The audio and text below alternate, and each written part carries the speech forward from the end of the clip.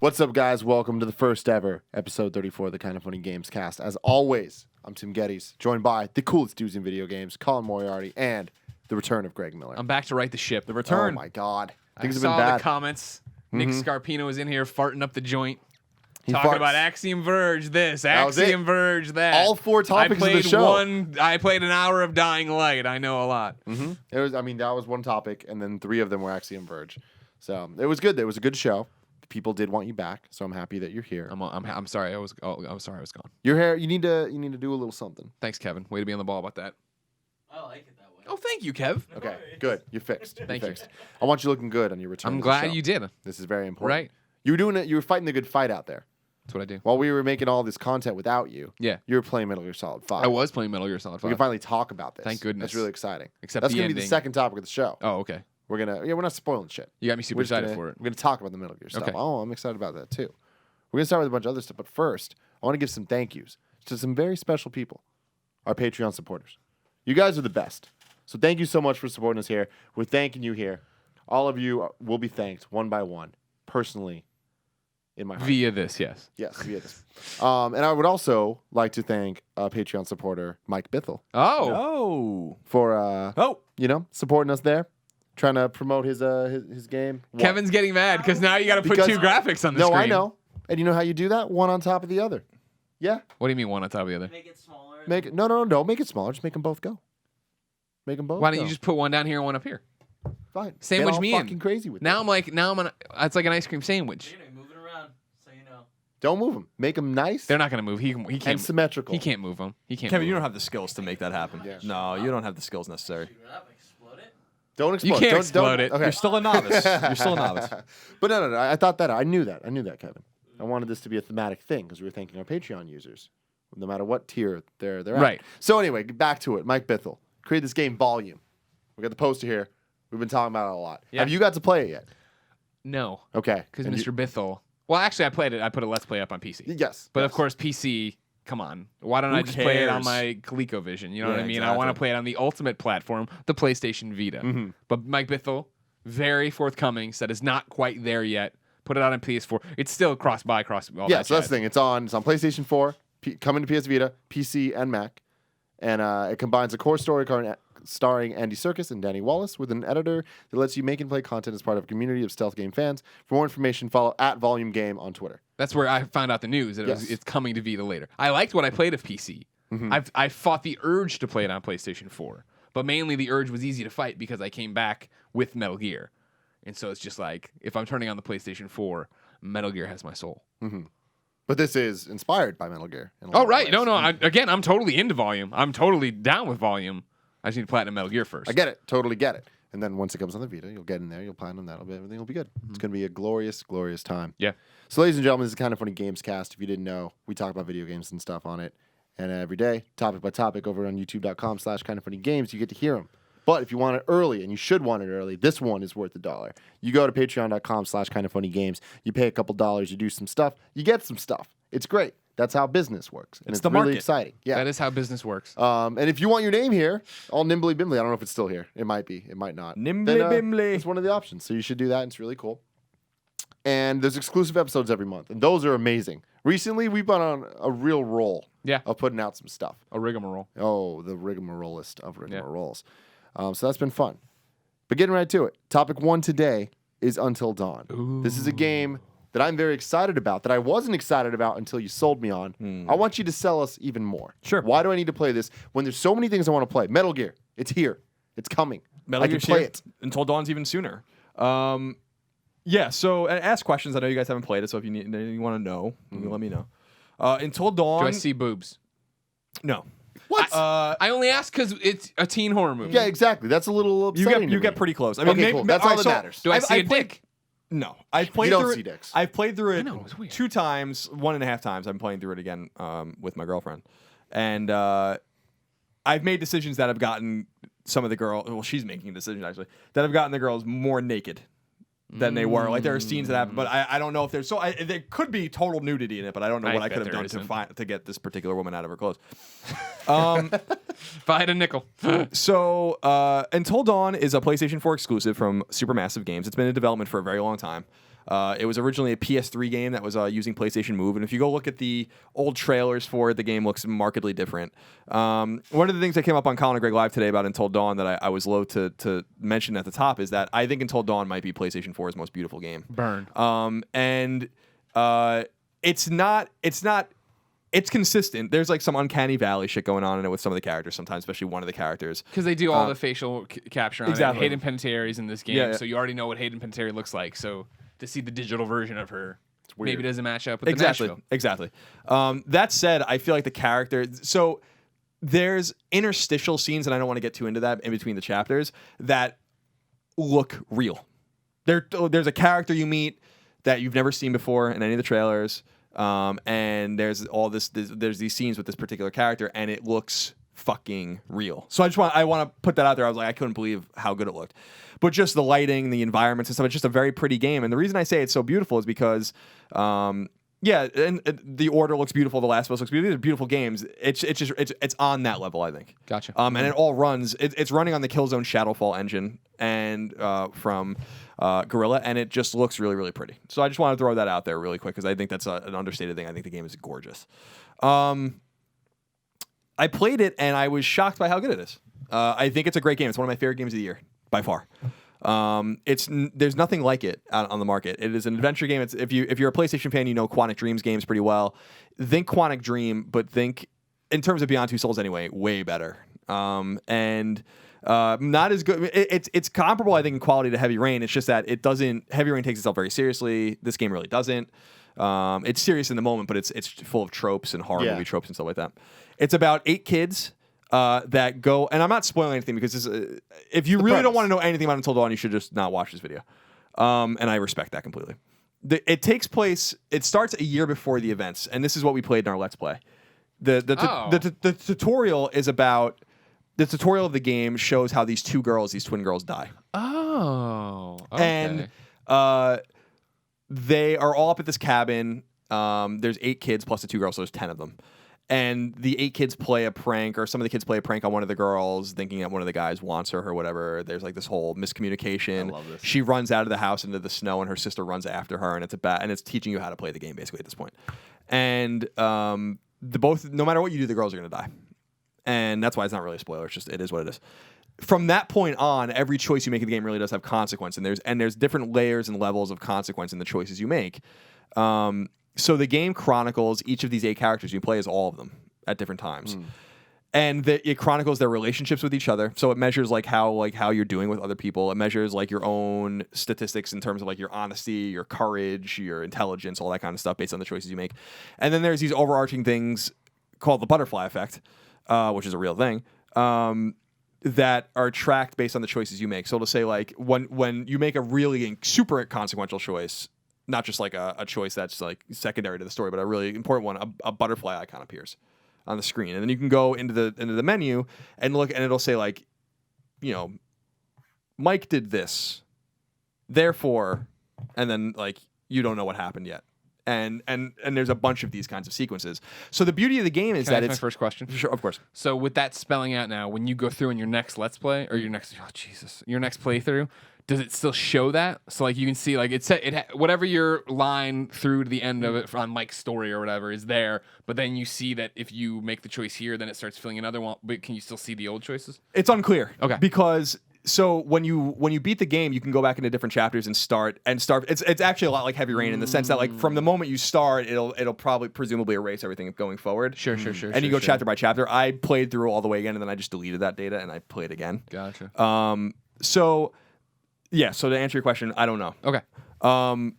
But the beauty and the brilliance of the game is that it's full of tropes and full of horror teen tropes. Very silly. It's like, why don't the lights work? Why are you in this cabin at all? Because basically, and I'm sorry I'm jumping around. I wasn't really prepared to talk about it so in depth, and I do apologize about that. But the story after the girls die takes place a year later, and everyone goes back to the cabin, and it's a way for them to like kind of. It's a bad scene. It's totally silly. It's like, why would you go back?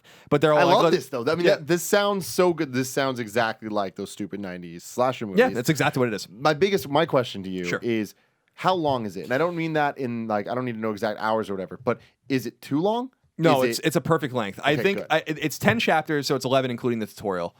And the chapters can take anywhere, depending on the choices you make, from 15 to 20 minutes to like over an hour. The game took me, I mean, I know you're not literally asking, I want to say the game took about 8 hours to beat.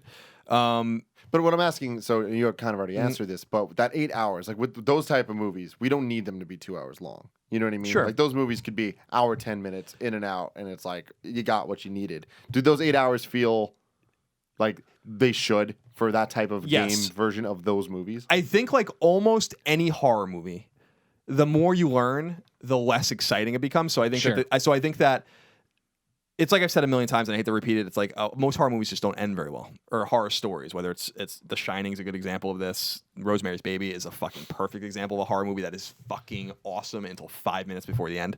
You know, so it's not like they have a hard time wrapping these things up, and I don't think this movie is necessarily immune to that. The brilliance, as I'll get to in a minute, is that the game can end in a million different ways depending on the choices you made. So the 8 kids go back. The 8 surviving kids go back as a way to like kind of celebrate and remember these kids and stuff. And it's snowy. And by the way, the game takes place in British Columbia, Canada. Not quite. So it's about Canadian kids, which I really like. I mean, I just think Degrassi. it's like Degrassi, very good.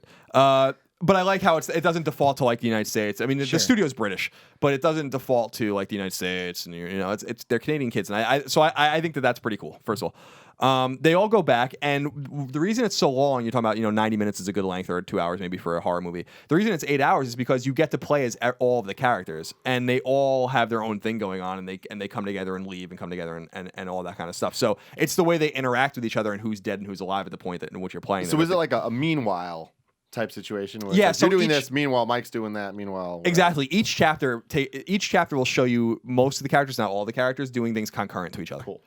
So it's not, so chapter 1 is like, and each chapter is like, so chapter 1 is 10 hours until dawn. Chapter 2 is 9 hours until dawn. Chapter 3 is 8 hours until dawn, etc. and so on. What chapter do they go, okay, let's split up? Moment 2. They split up almost immediately. Oh, classic. But like you're split up almost immediately, like they're all coming up the mountain separately, like and all this kind of stuff. So the brilliance of the game, and I hope I'm explaining this well, tell me if I'm not. You're doing it well. Is the brilliance of the game is making choices. The game's easy to play, and there's no fail state. The game can't end. Like if you make, there's no choice you're gonna make where it's like game over. Try again. If you make a choice, someone's gonna die or something's gonna happen, but it's permanent. And so there's no way to fuck the game up. Okay. Like the choices you make are the choices you make, and you can't go back and erase them. The game saves often, and you'll see little things like that pop up with not only the butterfly effect, but it'll say like status update. You made a choice that means you made a choice that will affect the status of your own statistics or your relationship with someone else. So there's like all of these little things that happen constantly. You're seeing that thing up there. Here's my next question. Yeah. Because you talked about this on Colin Moriarty Live. You showed it to me before I left with the relationship screen. What does that do exactly? Because it seems to me like you'd be making these choices. You're playing as this character and you're trying to survive and you're trying to get away. Why does it matter what Mike thinks about me? Is it like that we could maybe team up later or not team up or? I'll give you an example. This is a spoiler, so I want, but it's the only way for me to. I'm gonna do that. I'm gonna do the head pat. This means So this I'm is gonna a pat spoiler. my head and we're going to the spoiler. When I tap it again, we're out of the spoiler. So you can just mute it. Mike is interested in this one blonde girl, not Hayden's character, but like another blonde girl.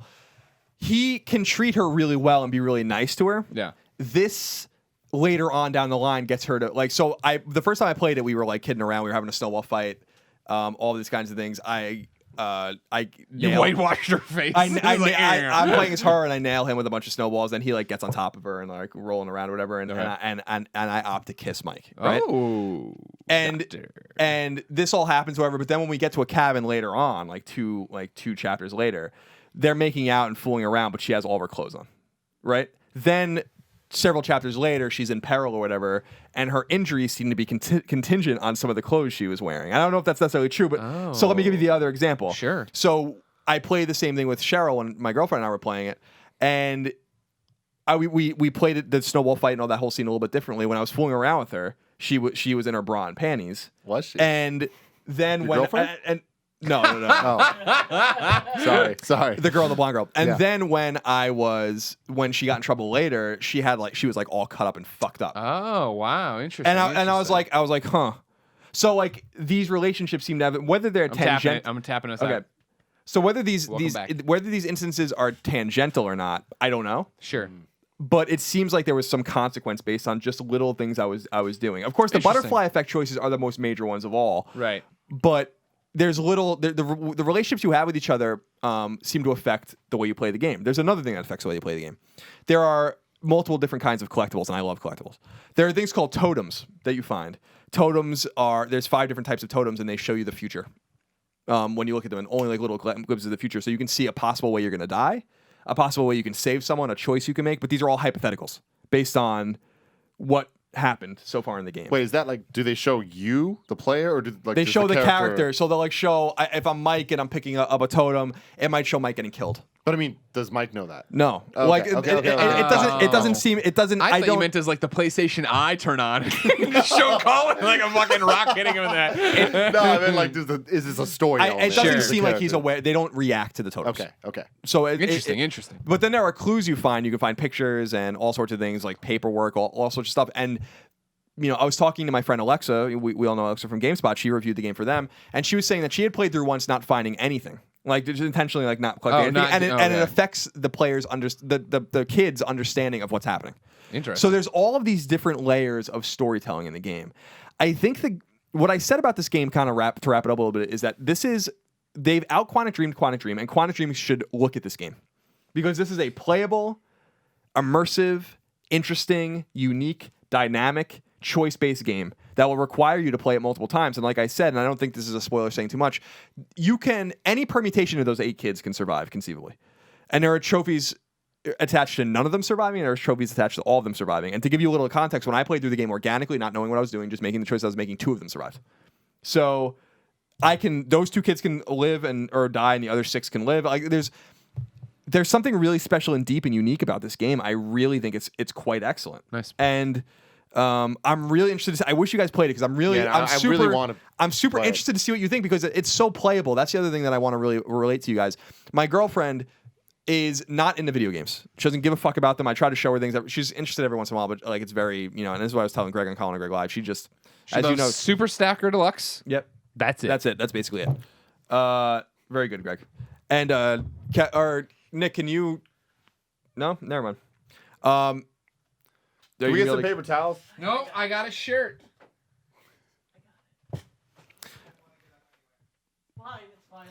So I showed her this game. I went to Napa Friday night and I was showing her the game and I was like, I think you're really going to enjoy this. And we ended up playing. Sorry, I'll just let this finish since this is a distraction. All right, come on. You want a new shirt? No, I got it. Thanks, Chief. Aren't you cold? No, I'm fine. Okay. Remember that the Roger Craig Smith one where I spilled an entire water over myself? I'm fine.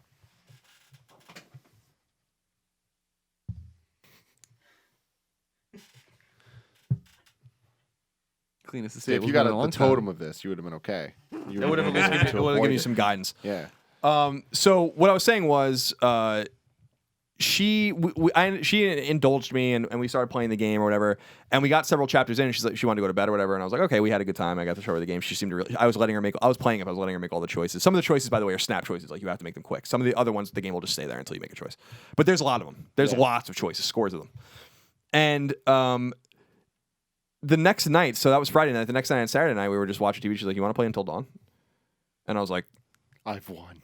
I was like, really? And she's like really into it. Cool. She's really into it. So I feel like I tell Did you you this beat story it with her. No, not yet. Okay. I tell you the story only because it seems to have some interest for the people that aren't interested in games. It's a very accessible, very easy to play game. Again, you can give anyone a controller. You can't fail. Like you can't fail. There's no game over. So the only because she was asking me an interesting question. I was really surprised by the depth of this question, even though it's an easy question to ask. She's like, what is the intent? Like, are you supposed to try to play to save everyone?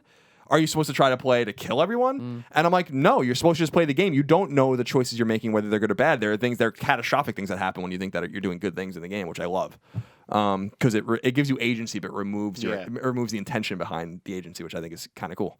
So I don't want to ramble too much about the game. I recommend highly that people play this game. I think it's fantastic. And I think it's going to be a sleeper hit. And I'm shocked that Sony isn't putting a lot of like marketing weight behind it because I think it's been in development for a long time. It couldn't have been cheap, and I think that they should really try to sell this game to more people. I think it's going to be a hit, and I think that Supermassive might have a series on their hands. And I'm not saying they're going to make another game with these kids because they're all fucking dead at the end anyway. If you play it a certain way, they might all live. I'm just saying, like, this engine works, this formula works, this ability to make choices work. There's a lot of QTs in the game and stuff, which I know people won't like too, but all of this works. Keep making them. Yeah, before sunset. Before sunset. Just keep going. Here's the question. So you're playing through all this and doing all this stuff. What is the gameplay? You're saying, she's into it. It's not really, she's not into normal games. Is it not like picking up things and examining them? Is it not trying to figure out how to open that door? Or is it just like fucking full on, you're running the entire time? What's going to happen? No. And what's the difference between it and Telltale games? Because that's the one thing that I'm not clear on. So, all right, so let me answer those one at a time. What you're doing in the game is you have a limited array of what you can do at any given time. It's not totally open world or anything like that. But like, for instance, you're in like their cabin. It's a beautiful building, right? And it's like 3 stories. There's a basement, all that kind of stuff. And you can generally walk around it and do whatever you want, but some of the doors will be locked or whatever. So you can like find clues and stuff, or you can just go right to the next point. Mm-hmm. But there's like never enough where it's like, okay, go do this or go do this. It's more like, this is basically the task at hand. Is there anything ancillary to you that you can find that might make it more interesting? Okay, let's do that. The game also is very cutscene heavy, which I think is fantastic too. So you're playing it and you're walking down a path. Then you might stop to talk to someone. You make a few choices. Then there's a cutscene and all this kind of stuff. So that's what's happening. To your point about Telltale games, it's different from Telltale games in A, that it runs. B, it doesn't give you as many choices. So it's not like you usually only have 2 choices. Cool. Do this or this, like run or hide. Go left, go right, like that kind of thing. So it doesn't give you the depth of choices, but the game the fidelity in which the game runs is way better than a Telltale game. And it's not episodic, obviously. At least, and I don't know if Telltale games have improved radically over the last 18 months since I last played one or 2 years. But I mean, Telltale games just, in my experience, just weren't very good in terms of the game. I mean, that they're fun to play. They're well, they're well written and stuff. So that's the difference. I think that it's just. That's basically Until Dawn. I mean, I don't know if any of that made sense. No, but it made sense. But it's a fun game. It's just so unique. It's so different. I really am so excited for this game to go into the wild because I'm really interested to see what people think of it. It's a little divisive. It's floating around an 8 on Metacritic right now, which means it's great. But some people are giving it like 9.5s. Our friend Jim Sterling gave it a 9.5. Some people like Polygon gave it a 6.5. So I mean, there's pretty much anywhere in that space. Yeah. The thing that I said this on Colin and Greg Live, I think Until Dawn, part of your enjoyment of Until Dawn will be measured in how serious you take yourself. I really think it's the kind of the part of the equation. If you're going to go into the game with high pretension, thinking you're going to get a fucking AAA caliber horror story that isn't making fun of itself and isn't full of tropes, and it's a teen horror movie. Like, but I mean, enjoy it for what it is. You go into that the same way you go into those movies, and you're going to enjoy it for what it is. Exactly. And I think I don't want to say that people that scored it lower didn't go into it with that, but I do think that there's a level of pretension with some of these kinds of games where it's like, well, it's not a fucking Quantic Dream game. That's but it's not. I'm trying to tell that story. In terms of the level of storytelling, it's not a Quantic Dream game. In terms of the mechanics of what it is doing, it is surpassing the Quantic Dream games. Interesting. Can't wait to play it. Yeah. So I encourage everyone to at least if you don't trust me, I understand, read a review or try to find the people you relate to, or whatever, see what they think of the game. But if you're watching this, I think they trust you, Colin, and probably relate to you. Really, this might be the most interesting thing that's ever happened to me on any of the kind of funny content we've done. That you were so unsure of your selling of this. Like multiple times you've been like, I don't know if I'm doing a good job explaining it. You're doing a great job explaining Thanks, it. yeah. But it's weird to me that you think you're not. Well, it's because I'm used to talking. We talk on Colin and Greg this morning, for instance, about you have your shooters, you have your Quantic Dream games mean something, you have your platformers and all that. There really isn't anything like this. Like, so it's weird to talk about it in a way that is authoritative when I don't really have anything to learn from, because like what other game exists like this? Like that's a teen horror film that you play. There's nothing like it. So it's hard to know for sure. I'm not trying to sell the game. I'm trying to make sure I'm selling it in a way that's the salient points are getting out. And it's just so the game is so vast and so complex, even though it's simple to understand, simple to play, that it's the underlying mechanics that I want to make sure people understand, the butterfly effect and all that kind of stuff. I think I'm glad Sony. What's smart about Sony? We talk about Sony seeing things in embryonic states. Like with Remember Me is a good example. That was supposed to be a PlayStation exclusive that they abandoned, right? And Capcom ended up publishing and ended up being mediocre. They saw something in this game where they're like, you know what? Just redo it. Just don't release it on PS3. Get rid of the motion controls and just do it again. And I think they saw it, and I think it was wise because they were like, there's something special about this game. one of the cool things I like too is that every once in a while the game will tell you not to move, and it's like, well, how can you do that? And it's like the controller icon will appear, like the triangle in front of the controller, and you just like hold the controller like this, and if you move, like, so you could be hiding from the bad guy. I won't spoil any more of that for you who that is or whatever, but. And like if you move, then they'll see you or whatever. But like if you just hold it still, then the bad guy will like, walk past. There's just a lot of like really weird Twitch kind of things that happen in the game. So where like, you expect it to it be locks in, like you can't just put it on the table because it knows like, where your hands are. Okay. So the second I was playing it, I was anticipating. Then I put the controller down. Yeah. But yeah, there's like a bunch of just random quick time events and all that kind of stuff. It's very clever. So I'll end it there. I please tweet at me or write in the comments. Let me know what you think of the game. When by the time you see this, it should be just about ready to go. So. Or by the time you see this, you should have played it already, actually. Is it out what, it's out tomorrow for us? The 25th. Okay. And this will go up for our Patreons on the 27th, and then everyone else 31st. Like the 31st. Yeah. So, I hope you enjoy. I mean, I really enjoyed it. I was shocked. I knew that the game was going to be good and unique. I had a feeling about it especially after our Let's Play, where I was like, this is going to be good. Yeah. But I didn't expect it to be great. Yeah. That's exciting. Topic 2. Metal Gear Solid 5. The Phantom Pain. Oh my God! So Greg, Yeah. you got to play.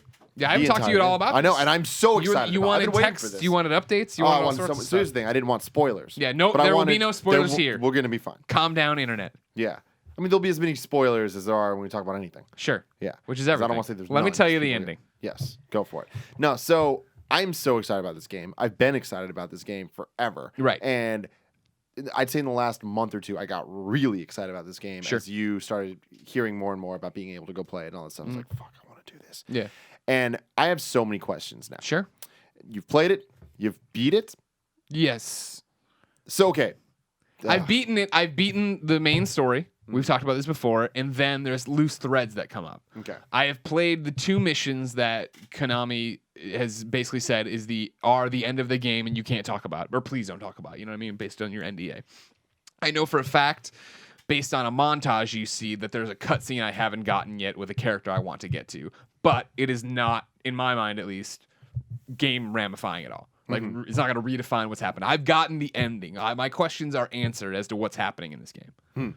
Okay. And you were satisfied?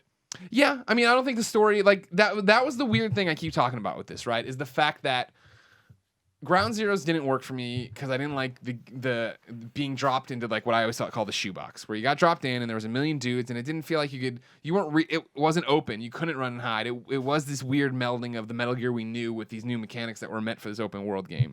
And so when I went and got to play that preview event, that was when I was like, oh shit, like the mechanics work and are amazing in an open world where you can run and do this or come at a problem from any angle you want, right? Because in Ground Zeroes, it felt like, well, shit, I have to go this way because there's a guy there and a guy there or whatever. Whereas this one, that people are on patrol and they move out and they're having conversations, you can move around a bit more freely.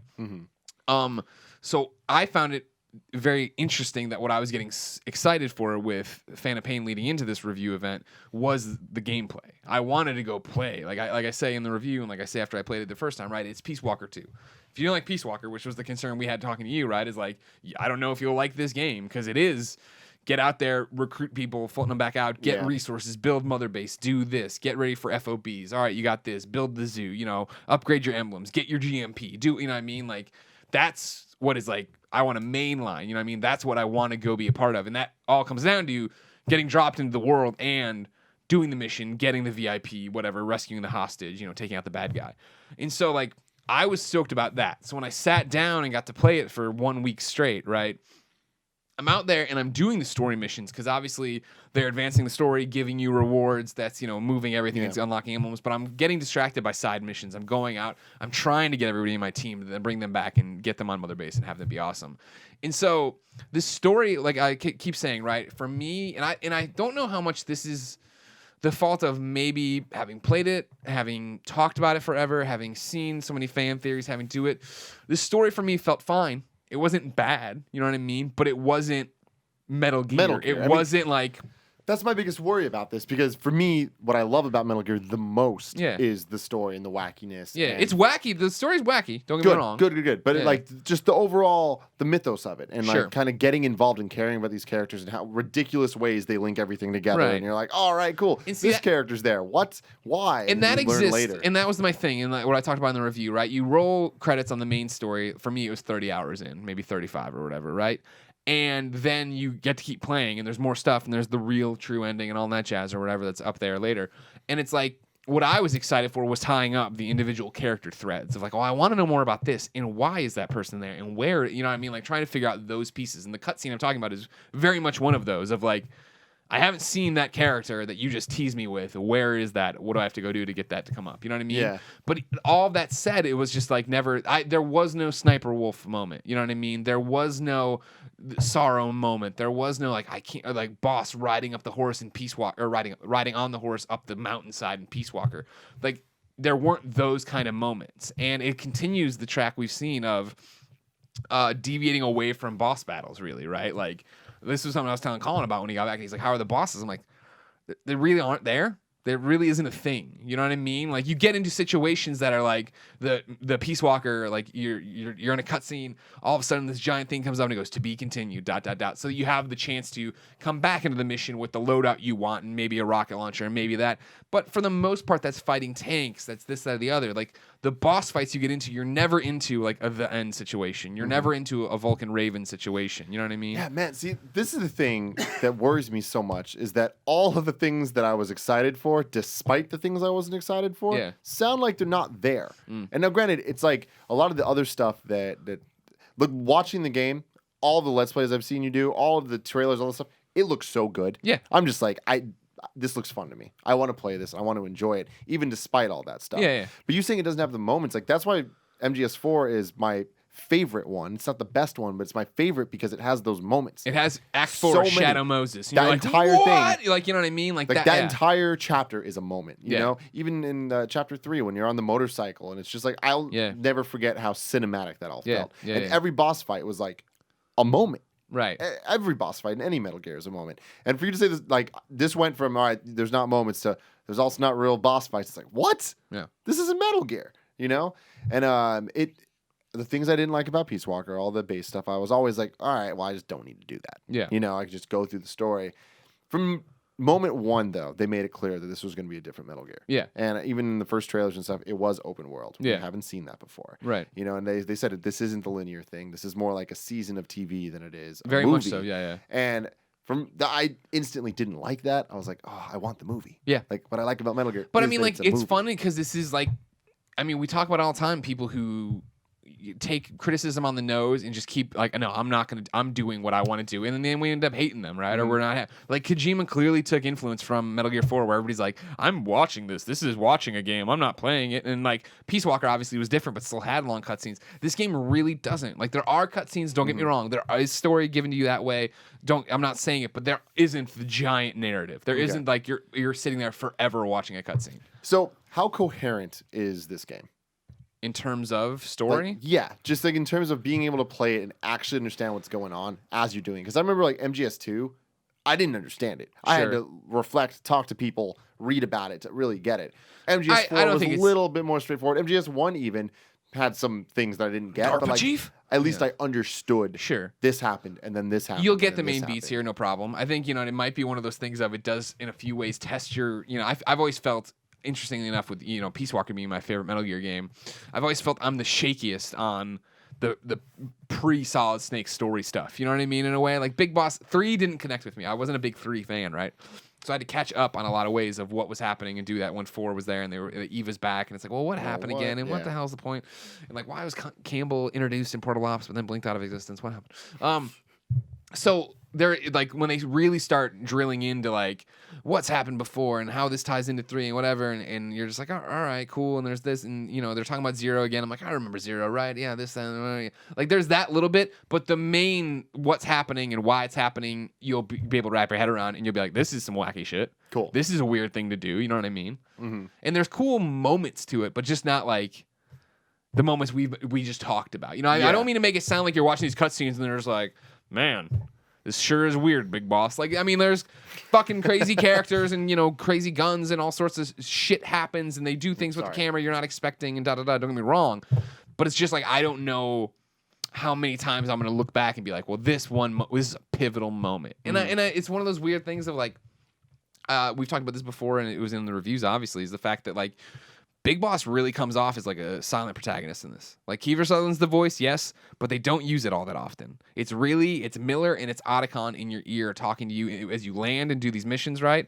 And then if you want, you listen to the cassette tapes for briefings before what you find then. And again, 90% of the time, it is Miller and Ocelot having a conversation or Ocelot talking maybe to you and you get like, okay, whatever, from Snake, you know what I mean? But it's not Metal Gear in the way of like, I know Big Boss, how he sounds in Peace Walker and 3 and then Solid Snake and I'm not even trying to make the hater comparison. I'm just saying like this character doesn't talk like that character or even want to be that vocal. So it's one of those weird things of maybe I'm not having those moments just because I'm not as connected to Big Boss. You know what I mean? Like it's this weird thing to dial it back and it, now it's more like Link than it is like whatever talking character you want to talk about. But it's like that's a spoiler. I can't say that. But I'm not connected to him in a way that maybe those moments don't make sense. Because there is this like one moment we can talk about later once you've played it or whatever that is like it's a moment. It is a moment. It's probably my moment of the game where something's happening and there's like, that sad music and like this big thing happens for a character. You know what I mean? And it's like, that's cool, but it's still like, this all seems a little forced. You know what I mean? In terms of like why these people care about each other and this kind of thing. Sorry, I have to dance around that one. No, I mean that's good though. So this is the thing that surprises me, and I guess I have a question, but a comment first, which is I was shocked by your admission that there are no real boss battles. There doesn't seem to be that many personalities in the game, even in terms of like what. That's what I always loved about Metal Gear 2. I mean, Metal Gear Solid 1, Metal Gear Solid 2, I think are fantastic games, and I love them. And what I loved most about those games was the bosses, and especially the boss fights. Yeah. It's shocking to me in a series where the series that gave us the Psycho Mantis boss fight, which is still, I think, the most ingenious boss fight ever made. Just in the way it reacts to your TV, it looks like it's shutting your TV off, and like you have to change your control. You think you're on the controller. I was blown away by that. I think that is just exceptional. And it seems to me that I guess my question is, why is Metal Gear Solid 5 so good then? Because it doesn't seem like a Metal Gear game, and I respect that, but I just want to say I agree with you. It seems like it was very reactionary the way they made this game based on the reaction to Metal Gear Solid 4, but it always seemed to me Metal Gear Solid 4 didn't sound that excessive compared to, it was, but compared to the long cutscenes that were in Metal Gear Solid and Metal Gear Solid 2 when these things happened, it was about the story and it was about these characters and it was about these fucking weird villains. Yeah. Like, that's what even Metal Gear Solid 3, which you and I, neither of us really liked that game very much. That whole the pain and all or whatever and all these characters, like that whole motif. They're memorable, right? Yeah, even though I'm not like that's my favorite Metal Gear, I still remember that. I remember the end. It's so shocking. Like what I was so excited about this was like, who are they going to either tap into? Yeah.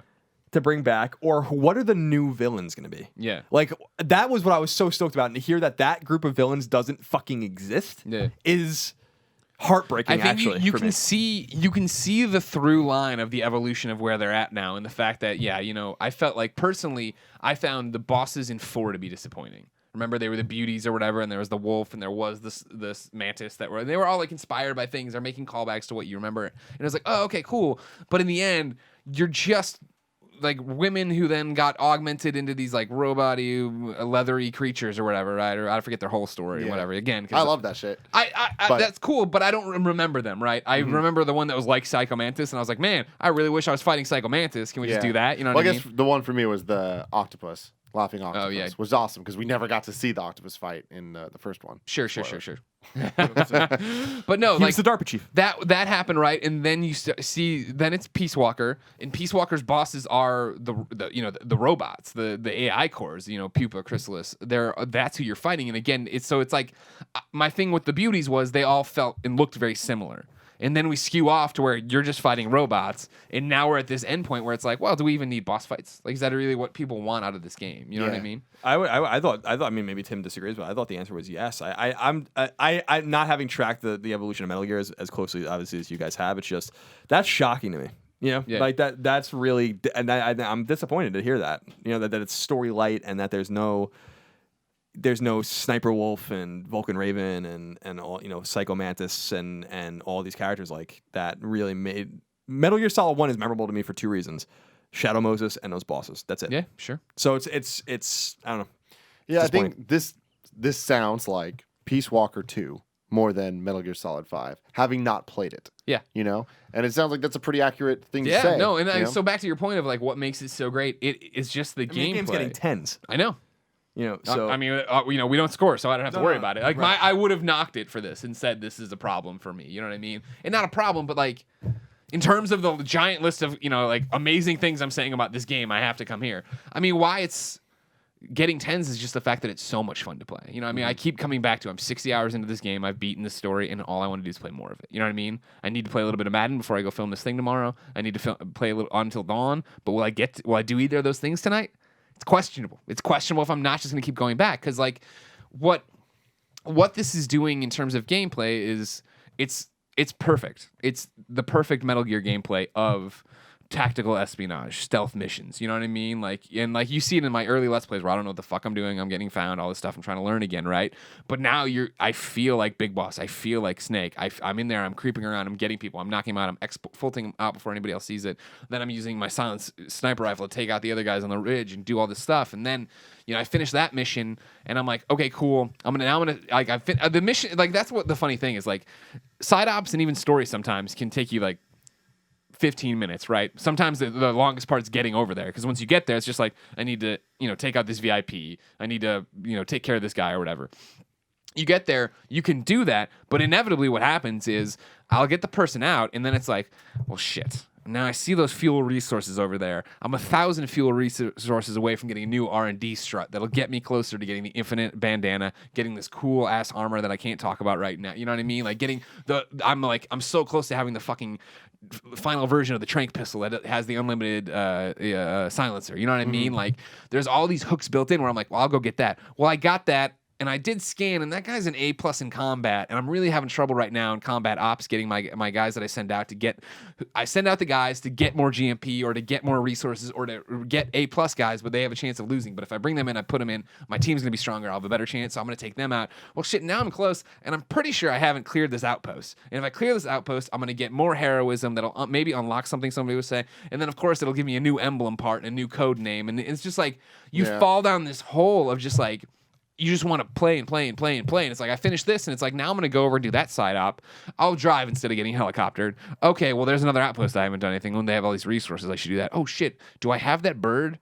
Do I need to? It's like, you know what I mean? Like, it's just like. that bird. Gotta catch them all. Exactly. And that's the whole thing is like, it's collectibles. Like we've talked about in other games that we love so much, right? Like, But it sounds like this has that hook of collectibles that do something. yeah, exactly. You know, totally. Like that. And that's the whole thing of like, knowing how far or how close I should say you are to something, knowing how close I am to that pistol makes me say, well, fuck, I just got to get in there and bite down. And once I get the R&D team up, that's where one of my big problems right now, right? Like my R&D team, I have as many as I can have, so I have to like find better R&D people and then get rid of the old R&D people, or expand it and bring in just more R&D. You know what I mean? Like there's all these little things, and it's like I'm right there on so many things, and I'm not even right there. Probably another 10. I mean, I didn't like to think about how long it's gonna be till I max out Mother Base.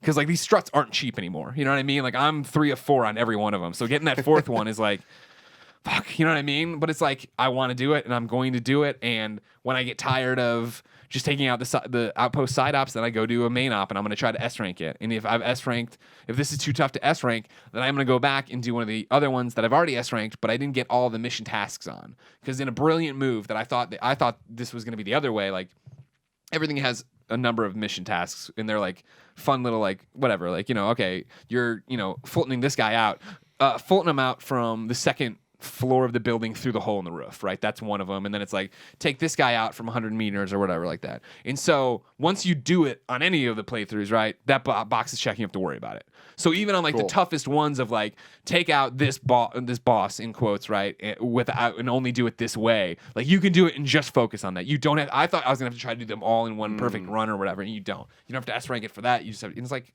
yeah, great. There's all these little mini challenges, let alone the fact that now that it's beaten, the final missions here are harder versions of the original missions that are now like, okay, cool.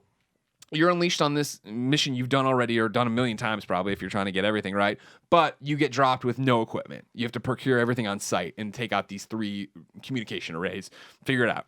Like, how do you want to do that? You know what I mean? Or you have to do this one in perfect stealth, no reflex mode, nobody can see you, da-da-da-da.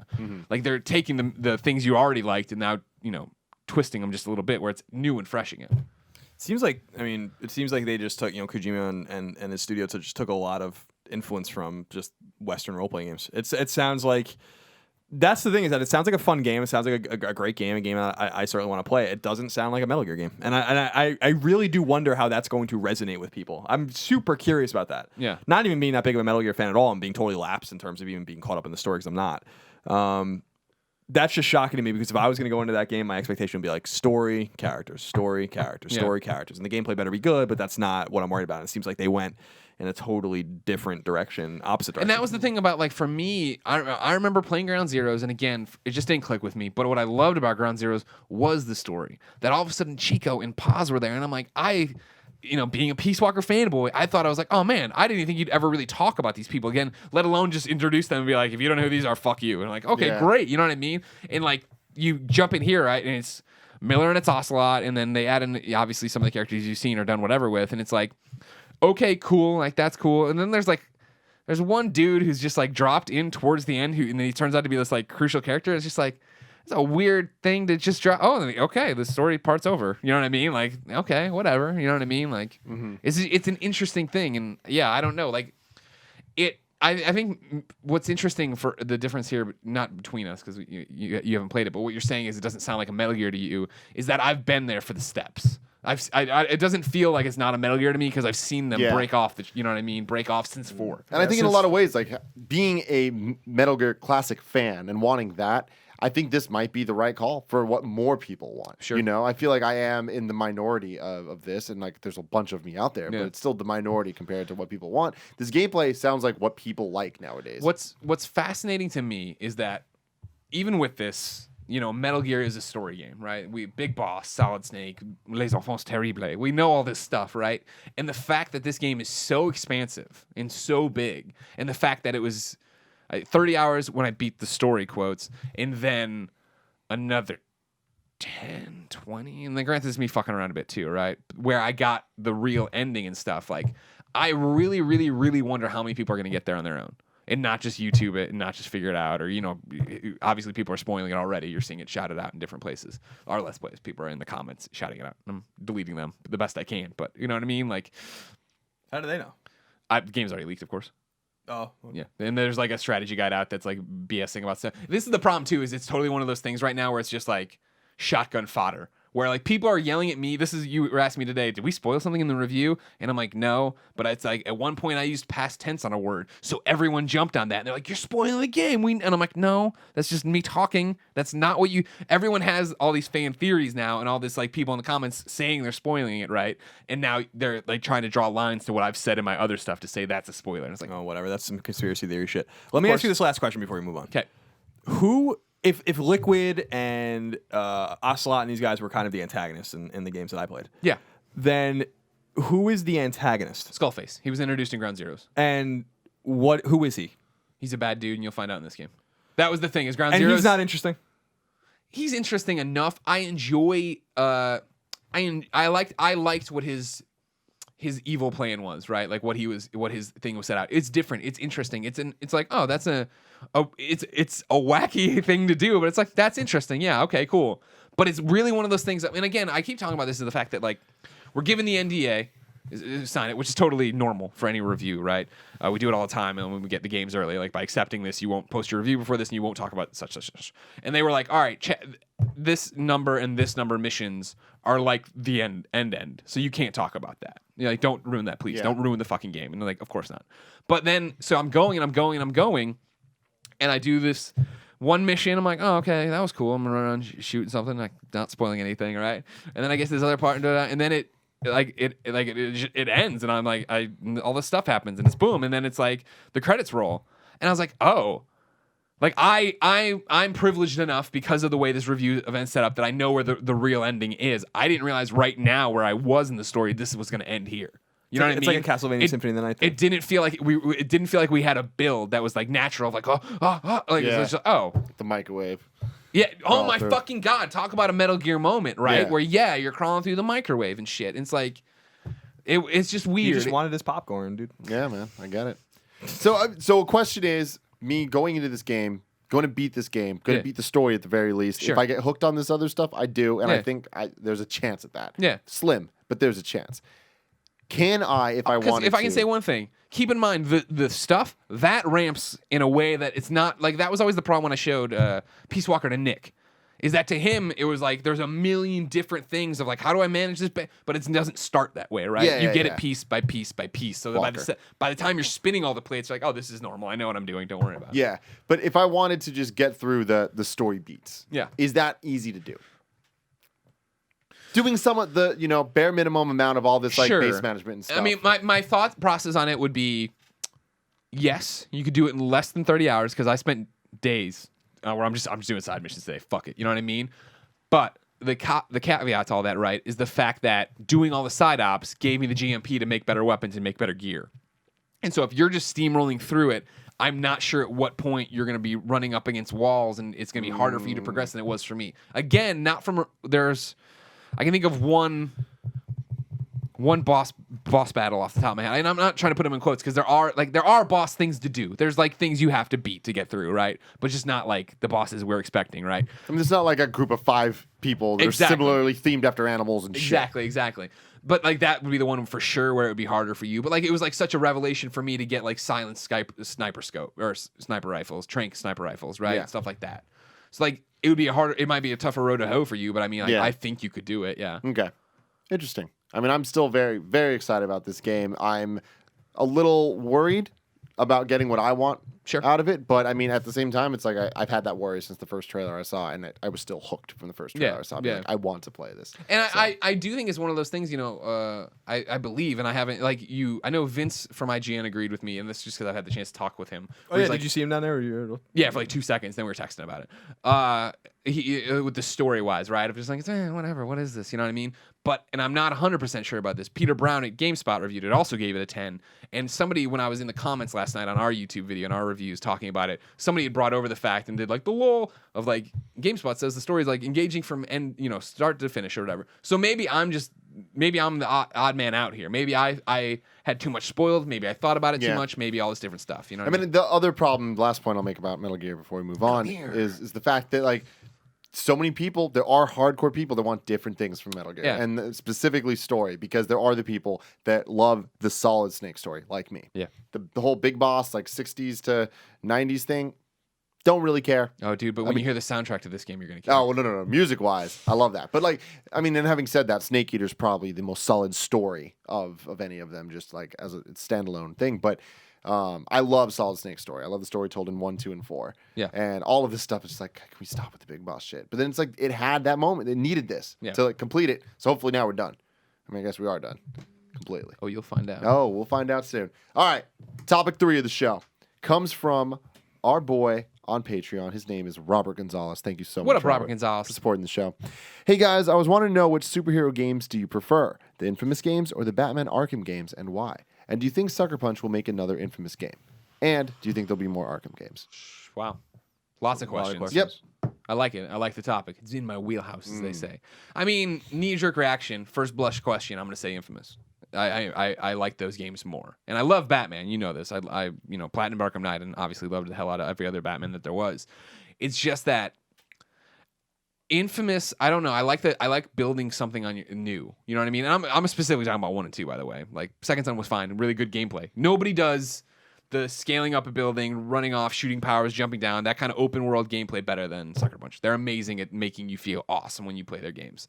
But Infamous 1 and 2, I loved this is brand new, you don't know what's going to happen. You know what I mean? Like, that's my biggest complaint about Arkham Knight. Is like, I'm playing a superhero game for a superhero story.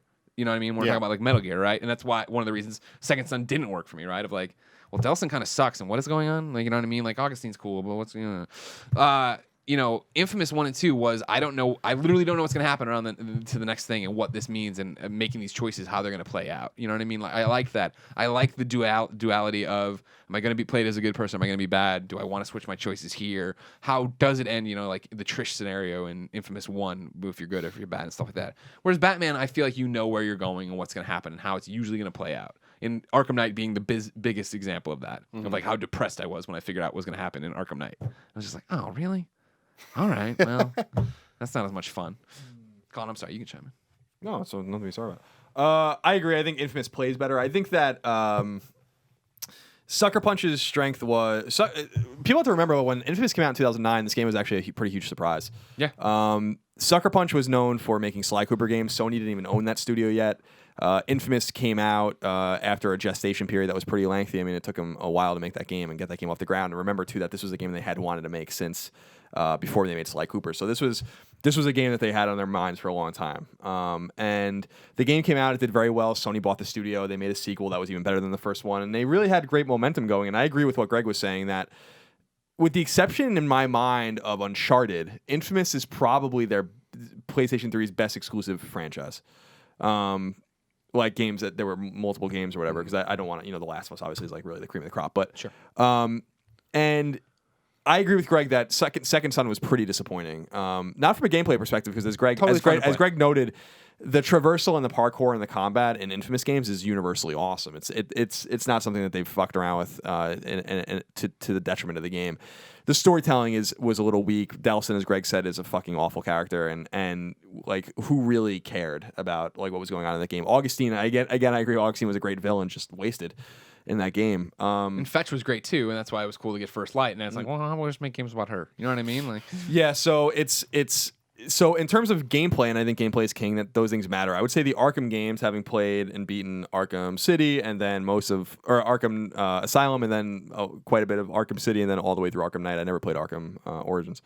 Arkham nails, especially Arkham Knight, I think nails aesthetic. I think it nails story. I think it nails voice acting. I think it nails all of those things like almost better than anyone. I'd probably give combat to the Arkham games. Really? Yeah. Oh, because I was going to say, I think the combat in Arkham games is boring, and it's like what I look forward to least. Like, See, I think for me- traversal and all that kind of stuff is just wonky. Well, traversal, I'm not talking about traversal. Traversal, heads and shoulders, Infamous, shooting up poles, doing all this stuff, climbing up the wall. Just the fact that you can scale any wall you see. But, like, for me, at least, in the Infamous 1 and 2, I don't know how you feel. Like, combat always came down to this, and then just, like, sliding around people and trying to shoot them in the head. Whereas Batman, yeah, it's what do you call it, repetitive? I'm sorry. I lost the thing. Batman is the same thing over and over again, right? But it is that I feel like fucking Batman when I do it. You know what I mean? I feel powerful. I feel like a superhero. Yeah, the thing that bothers me about Batman games, specifically Knight, which I think did it quite definitively, is it locks you. I don't like these arbitrary arenas. Like, I don't like when you encounter enemies and it's like, all right, now we're going to fight these enemies. Like, here. It's like, what I loved about Infamous was like, I don't have to fight these guys at all. And like, I can fight more of them. I can drag these two groups together and blow them all up. do whatever you like. I felt like there was a lot of, we used the word earlier, there's a lot of agency in the way you fight in Infamous. And also Infamous has 2 different ways to play the game. Like, really, like you're good and you're bad and you're gonna get different powers and different stories, and different endings, stories. You know what I mean? So I think it was surprising that they didn't do more with Second Son. I think the game's very pretty, and it runs well, and especially the neon power I think is great. The video power is great. I like how they have unorthodox powers. It was like neon video and concrete and stuff like that. Like I liked that was Smoke. I thought it was interesting. It's not like ice and fire like they used before. It's like things that you would never think of. I thought that was really, really nifty. Right. But the one thing I'd love to see, I mean, and when we're talking about comparing these two things that Infamous didn't get in 1 and 2, and I really thought they were going to get it in Second Son and didn't, that Batman nails, is weaving it all together and making it feel natural. Like, for Infamous 1 and 2, when they were basically like open world superhero game, they were kind of like making it. That was like their shit, right? Of like, you're on the map and you're going and you see like the camera icon pointing down of like, oh, there's a camera mission there. I was like, okay, cool, and that's fun and that's great. But it was like reminding that you're in a game and this, that, and the other. Whereas in Second Son, they did it again, and I was like, all right, this is Seattle. It's a super beautiful city. It looks photorealistic. Why would there still be this like thing pointing down? Whereas in Batman, right, like, you shoot up the side of the building and fucking Man-Bat roars in your face, or you're going and you hear the opera music and you have to go find that, and then swinging it all around, the Riddler trophies, the way it's all one world. It didn't feel like segmented parts that were pasted onto the world. Mm-hmm. yeah, I mean the brilliant. It's the same thing I think with Assassin's Creed, which I just don't like. Where it's if you could just take that world, that Assassin's Creed world, or that Arkham Knight world, and those characters and the storytelling and stuff, and just give it better gameplay, then the game to me would have been way better. So I think Second Son beats Arkham Knight hands down in gameplay, but I think Arkham Knight beats it in every other way. You know, like I and that's not really. I think that Infamous has set a very high bar for gameplay, so I don't think it's really an insult to Arkham Knight. I liked playing Arkham Knight; I thought it was fun, but I was more impressed with its production value than anything else. I think the combat is the same. It's just I found I disagree in the sense that I found the combat stilted and arbitrary. You know, like I really did. It's just like punch, punch, punch, punch, punch. This guy has a shield. Punch, punch, jump, punch. This guy has, you know, a lightning thing. Hit him with your, you know, your quick attack and then punch him. Like it's just like it's the same thing over and over again. I was just But like, there's something about the look of it though. Like just watching the combat of Batman. Even if both games really just combat in games usually like those type of third person games, Regardless, it's gonna get pretty repetitive. and just like there's a bunch of guys do the same move that affects them the most, you know. Yeah. But like watching the Batman stuff, no matter how many times you see the animation, it looks slightly different. You know, there's always like the camera's a little bit different. The way he does it, and, like just transitioning between the enemies and stuff, it looks so fluid. Whereas in Infamous, like doing the shit, it looks like a stilton animation that like reminds you this is a video game. yeah, but and I don't necessarily disagree with you, but I will remind you that Infamous's combat isn't predicated by its aesthetic, right? Like the reason you could just keep hitting the square button and you're just going to jump from enemy to enemy. It's just going to happen automatically in Batman.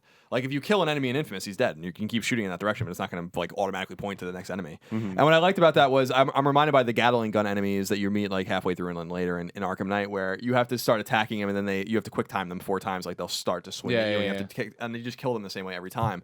If that enemy was in Infamous, you would be able to kill him like in 10 different ways. You know, like and that's a good point. You know, so I look at it through that lens where I just don't feel like there's a lot of choice in Batman. I don't think it's the fun part about Arkham Knight to me was the story and the characters. They did a really great job of putting that city together, and I thought it was fun to kind of traverse. And I always kind of dreaded the combat. I was just like, I like the combat in the same spirit as Arkham Asylum, where I'm sneaking around and like the Two-Face missions I think were awesome with like going to the banks and stuff. Yeah, so I like the strategic element, but once the element of surprise is lost, like it's just like Jesus Christ, you know, like It's Batman. Hey Batman! Yeah, and they're looking around. But I thought Batman over here. But I did think there were cool elements in the game in Arkham Knight, which I don't think was in the other Batman games, which was like you can disable their guns, you can disable their healing packs, you can disable like all these things like using your special weapons and stuff. So I thought that was cool. It was last question: is Sucker Punch going to make another Infamous game? No.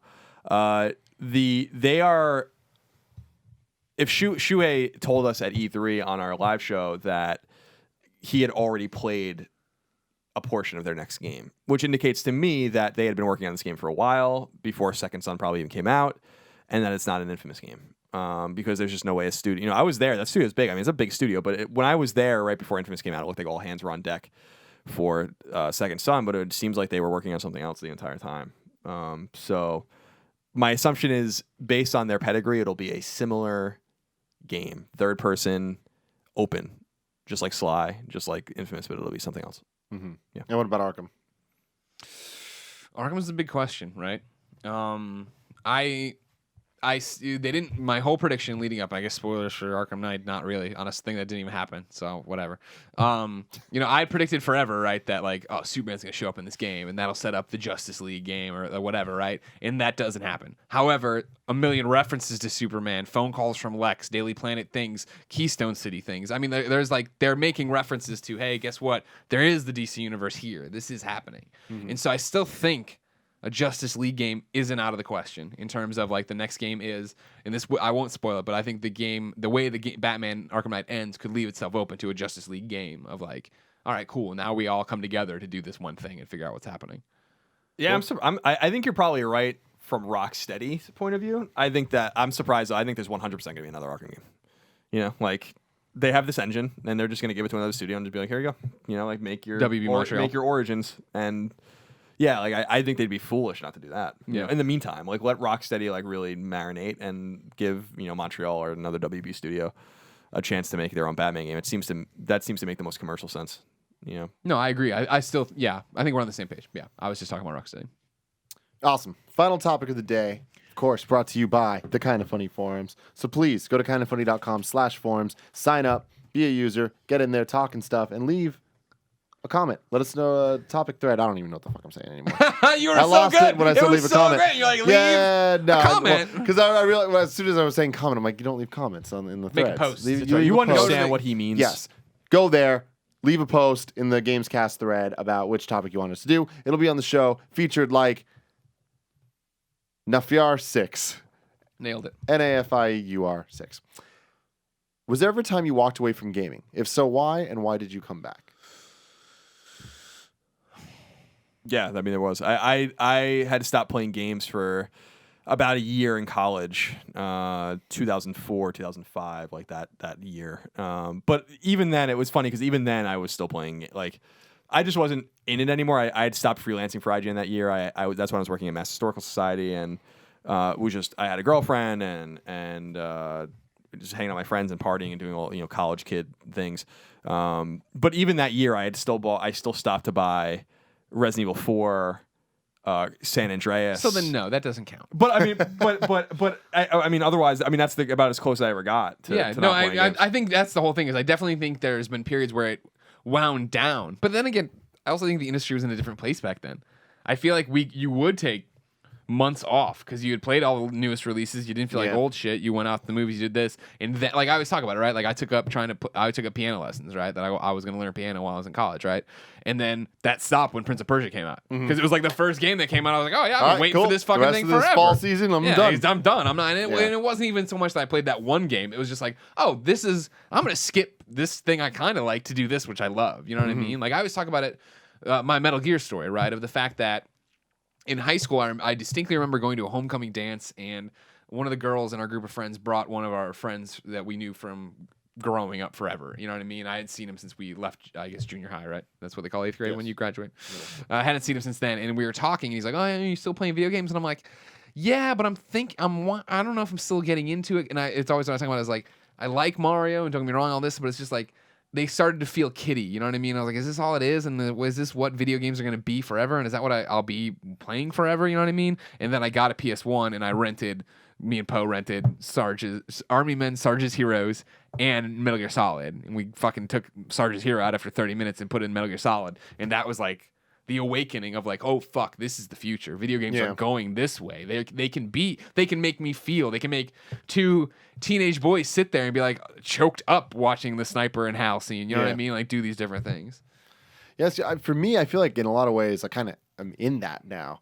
But I've never been out of gaming. You know, I might have been out of playing games religiously. Like that time stopped pretty much once my career started. Like once I started actually making videos for IGN.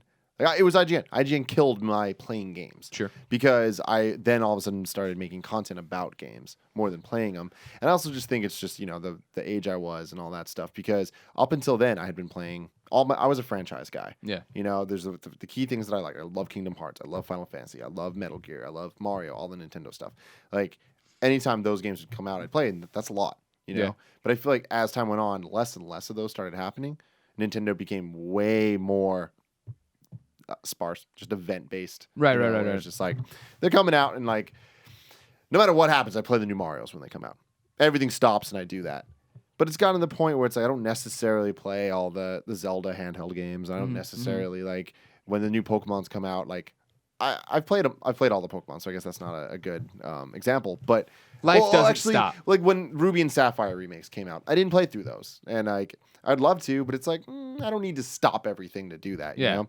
And Metal Gear Solid 5 now is coming back to those franchises I love, and I'm still waiting for Final Fantasy 15 and Kingdom Hearts 3. But for the longest time, like I said, the whole last generation, so the 360, PS3 generation, I missed out on so much. Having said that, I did beat a lot of games. I did play a lot of games, but it wasn't like I was constantly up to date. I was just playing them at my leisure. Like I didn't need to be part of that conversation and do all that. And but at the same time, I never really felt like I'm away from it. Like video games is so much a part of me, and I don't think I could go away from them. Right. Because I love knowing about them. I love hearing about them, reading about them, talking about them. And it's just, there's something about not needing to play everything. That's never been my MO, except for the PS2 generation. And now it's interesting to me to see what's bringing me back to actually like, fuck everything, I need to play this game. Right. Like fuck my career and my life. Yeah, fuck this. I need to do this, but yeah. Dat Metal Gear. Dat Fallout. Metal Gear, man. See, that Fallout, I don't know about that. Yeah, you're crazy. Troll Speaks. Yep. Wants to know, I recently watched a video on YouTube where this guy was talking about things like microtransactions and shady DLC practices leading to another video game crash. What are your guys' thoughts on that? As big as the industry has gotten, do you think we'll ever see another crash like the one in 83? No.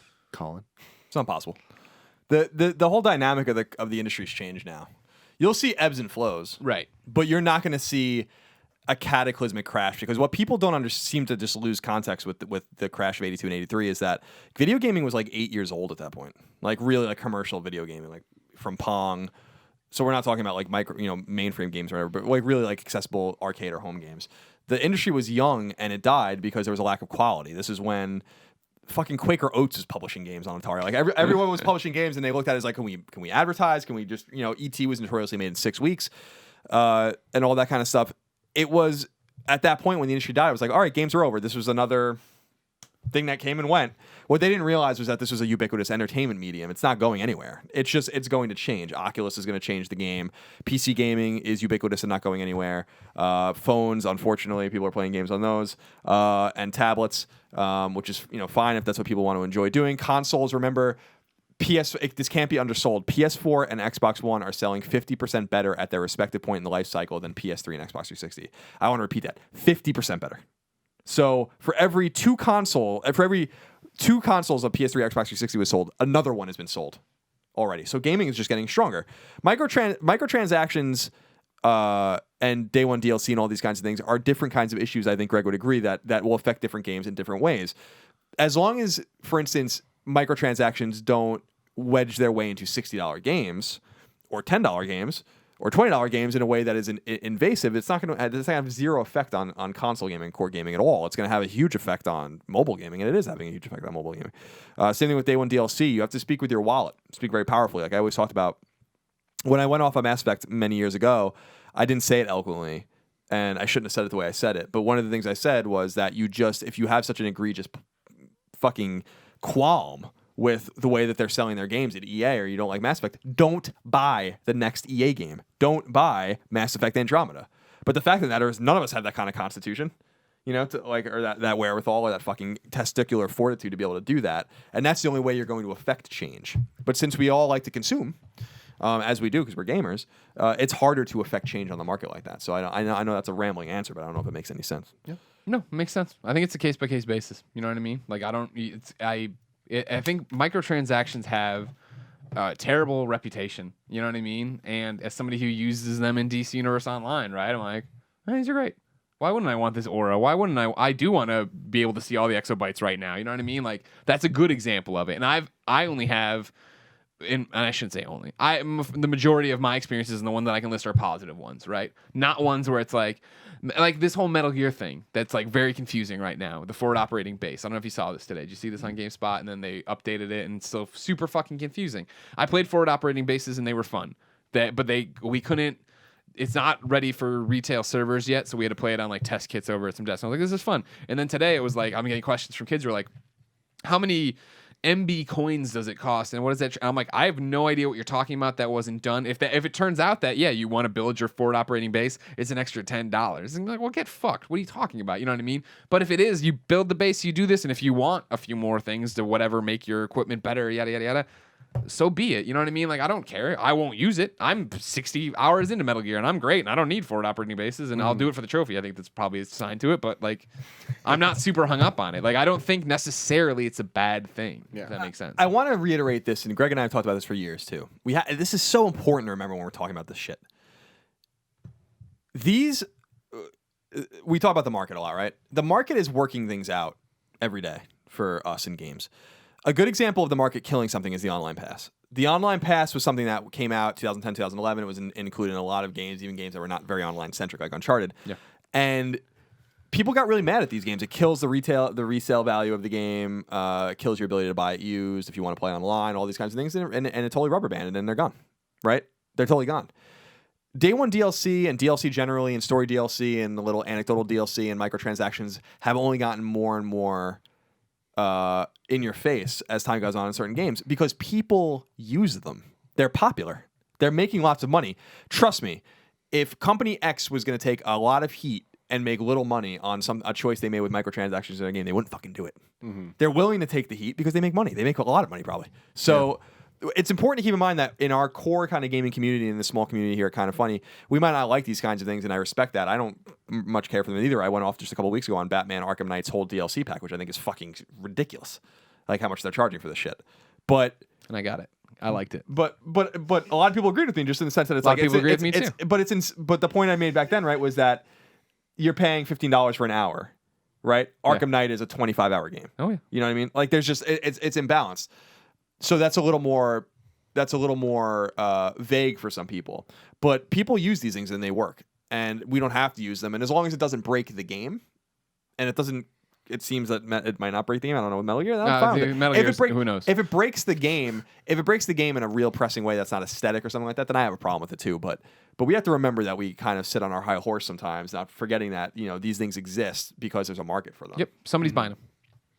Ted H. Ted H. Hey guys, I was wondering what your thoughts are on limited edition consoles and collector's editions. For instance, do you see them as something of a fan service? They're yes, and I think they're awesome. I wish I could buy them. It's just that I own a PlayStation. You know what I mean? Yeah. Like I got a 20th anniversary and popped it out, and now we have an extra one floating around. That's great or whatever. You know what I mean? But it's like, yeah, the Batman one looks awesome, and yeah, okay, the Metal Gear one looks rad, and it's just like, but I own it, so like whatever. It's a fan service way, and it's a fan service of, hey, you haven't bought your PlayStation 4, but you love Metal Gear, so we're gonna put the, you know what I mean? I think it's fan service and it's marketing. It's more marketing than for anything. sure. It's just like, you don't have this yet. Now you might want it, you know, and here's a real reason to buy it. You were waiting for Metal Gear, here's a Metal Gear one. Batman, here's a Batman one. Yeah. And it's also just a good way to advertise games, whether exclusive or not, to time to your console. You know? It's a great way to take Batman and Metal Gear and make it not be a PlayStation 4 exclusive, but this is where you get the awesome bundle if you've been waiting, if you've been on the fence. And I feel like there's a lot of other times too where it's not just the look of the console, but they'll add little features and stuff. I remember back in the day with the Xbox 360, like there was the Halo exclusive ones, Right. had bigger hard drives or had this or that. The Star Wars, with the R2D2 one that made the Star Wars noises and had all these things. I was like, I don't even like Star Wars that much, and this is dope. I'd buy this. You know what I mean? Yeah. Yeah, I mean, clearly it's a marketing gimmick. Clearly it works. I've said it before, so forgive me for repeating myself, but my PlayStation 4 can be a fucking cardboard box. I don't really give a fuck. So I don't quite understand the fandom around the console, because it's like, who cares? It's just the fucking console. But it's clearly selling things. The thing I do like are the controllers, and because you see them and you interface with them every day. I can go fucking months without touching my PS4, so it's, because I'm using the controller basically to turn it on, turn it off, all this kind of stuff. So you put it in the dock or whatever, like I'm not even seeing my PS4. So I don't care about that, but I like the controllers, and wish that they would make more of a variety of them. And I'm happy that with PS4 they're making that gray 20th anniversary PS4 controller accessible to everyone, which I think is fun. So yeah, I mean, I respect it if people are into that sort of thing. I just don't care. I mean, I don't care what the console looks like. It's just like, what does it play? Can it do what a PS4 does? Then that's most important. Does it accept the disc? Does it have a hard drive? And then put an Ethernet cable? Yeah, I love it. I love the appearance. I think that it's big on like your living room, just what things look like, But if you had it away, it doesn't matter. And if that shit doesn't matter to you, it doesn't at all. Yeah, I but mean, having said that, most of the times the collector's editions don't look better. They're very specific. You like this thing, Yeah. here's this art on it, Darth Vader. But I would much rather the clean look of what the normal consoles are. Me too. And that's why when different, like, so if the limited edition is just, here's the white version, here's the black version, then it's like, all right, what fits my living room decor? What, whatever. Decor. Yeah. I will say that I think these consoles are working really well for Sony, because they keep doing them. They did the Destiny one and There's a the Frozen Batman one. And is there a Frozen one? There was a Frozen one. Was The Frozen it one, and in I think Japan, Don't though? know why. I Yeah, think it was I Japan. think the Vader one for Battlefront is going to be fucking huge. So it's clearly working for them. I'm confused why Xbox doesn't seem to be really countering them punch for punch, but it's They working. got all those slats. It's hard to make it look different. That's true. You have your little special Yeah, one. that was a bitch to put on. Thank you very much, Flaming Toast. But geez Louise, would I never do that again? Tyler Truman wants to know, do you think Nintendo is waiting to develop an Amiibo game until people have established collections so it looks more appealing? No, I don't. I'll reiterate that I don't think anyone cares about Amiibo as far as gaming functionality. I mean, I just don't think anyone gives a fuck. I mean, I don't know. I mean, maybe I'm wrong. People love Amiibos because they're fucking action figures. They're like little toys. Yeah. I wish that they would just get rid of the Amiibo thing and just be like, we're making toys. Because that's why I have mine. I have Toad and you want me Mega Man, which I appreciate. I have Mario. I have Day-to-Day and stuff. So I get the little guys I like. I have no intention of interfacing them with my Wii at all. Yeah. So and I really do feel like that's almost everybody. See, that's my thing, is I don't think it's almost everybody. Really? I think that it is. Yeah, I think that it's a very dedicated group of people that are very vocal and like that is what they do, and they collect them, and that's it. But being in stores and seeing who's actually like picking them up, it's the kids. You know what I mean? Like it's the guys that are ordering them online that I'm not interfacing with. Waiting in line. They're the as only soon ones as I they drop interface and with. stuff. Zyger. Yeah, problem, Zyger's Zyger. doing some stuff. But I feel like there is it's getting to the point now where it's not just Smash Bros. Now that it's the Mario Party ones, and they're making the Animal Crossing ones, and all of this is starting to be a thing where consumers have collections already. Like I think that Nintendo would be making a game. My biggest thing is like with the weird place they're at with the Wii U and 3DS and NX and all that stuff. Like, Sorry, X can give it to you. I don't know where it would happen or how it would happen. What's I the think that's game, kind yeah. of what they're figuring out. But I mean, there's definitely something there. No, there's something there, but I think the something there is that people want Nintendo merch. I mean, just think about, do you have to buy an extra thing to interface to like let your No. Amiibo interface? So there's X amount of Wii U's, 10 million Wii U's out there. These things are selling extraordinarily well, like outstripping, demand everywhere. And I just feel like, I mean, we can only speak anecdotally, right? I only know people like in our circle and our friends, and it just seems like people buy them and put them on their shelves because they like. And I mean, that's why I wish they were bigger and that you could fuck with them a little bit and stuff like that. But it's a nice gimmick. I think what I'm saying here is that even though people use amiibos in the way that they're intended, this seems to me a thing where Nintendo I don't think understood that they should have maybe just released action figures of these characters and people would buy all of them. If I knew that I could just go somewhere and buy them, all of them, maybe I would. There's still ones that I want. I would love like a Little Mac one and a few others of these characters I really like. So I think people look at them as like fun little collectibles that lets them associate with a brand they really like, and that's certainly the way I look at it. You see that Mario Maker bundle has the 8-bit Mario in it exclusively for a little bit. Yeah. It's gonna be That interesting one to looks see the cool. sales. It's gonna be interesting to see. Yeah, because that's an awesome looking amiibo. Let alone that it's in package for a little bit. Yeah. Well, buy your Wii U. Final question for the day. Bojans91. Bo damn! Just a quick one. Why do you think there's no wish list feature on the PlayStation Store? It's so annoying. Steam does this very well. They even email you when a game on your wish list is on sale. I would love something similar in the PlayStation Store. What do you guys think? Yeah, that sounds really cool. Yeah, that'd be great. But I mean, We're lucky we got what we got with Yeah, I the mean, PSN. and the You're lucky there's a PlayStation store. yeah, you're You know? lucky the store doesn't run off a browser Yeah, anymore. you don't remember PlayStation 3 PS Store, buddy. Yeah, there's a lot of. It's funny. So many new people have come into the PlayStation ecosystem with PS4, not understanding The leaps we've made. Struggle, man. Oh my god, the PS3 was bad. Well, at the time, we didn't realize it. Yeah. Like I said, jokingly, there's serious Stockholm syndrome going on with PS3, but What are you talking about? XME's great. but we've come such a long way. So patience. A lot of people jumping on the PS4, having no hindsight of just how real the struggle was. Yeah. Like I said before, the PlayStation Store didn't even run as an app until like 2008. It ran like you opened in the fucking browser. I'm like, that's how fucking ridiculous To get it was. championship sprint. It was so weird. It was such a weird thing. So I agree. I mean, PlayStation Store needs lots of functionality. That would be great functionality. My instinct tells me that the more sarcastic or part of me thinks that they wouldn't do something like that because they don't want you to know when games are on sale. Yeah. Yeah. But then again, that kind of conflicts with the fact that they do make their sales very public on PlayStation Blog and stuff. But not everyone reads PlayStation Blog. Sure. Ladies and gentlemen, that is the first ever Gamescast 34. I'm Tim Gettys, coolest dudes in video games. Keep going to Kind of Funny forums, talking about stuff. Do whatever the hell you want, really. Bye. Do whatever the hell you want.